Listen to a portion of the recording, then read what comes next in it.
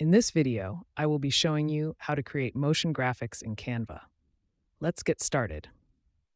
I'll begin on the Canva homepage and click on Custom Size, then select a standard 8.5 by 11-inch canvas for my project. Once the workspace opens, I'll go to the Elements tab in the sidebar and start browsing through the graphics categories. I'm looking for a specific set of social media logos, so I'll take some time to scroll through the recommendations and different icon styles to find the right look for my animation. I'll explore a few different categories and magic recommendations until I find the social media icons that work best. Once I've made my selection, I'll click on the Reddit icon and move it to the top right corner of the page.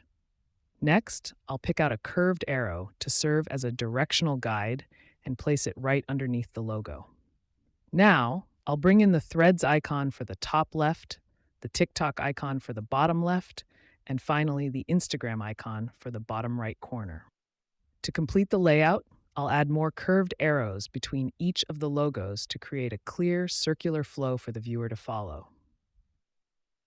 To bring the design to life, I'll select one of the elements and click Animate at the top of the screen.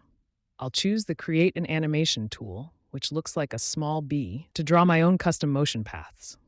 I'll click and drag each logo one by one, following the curves of the arrows I placed earlier to ensure a smooth, circular motion. After tracing the path for the Threads, Reddit, Instagram, and TikTok logos, they will all move together in a seamless, continuous loop.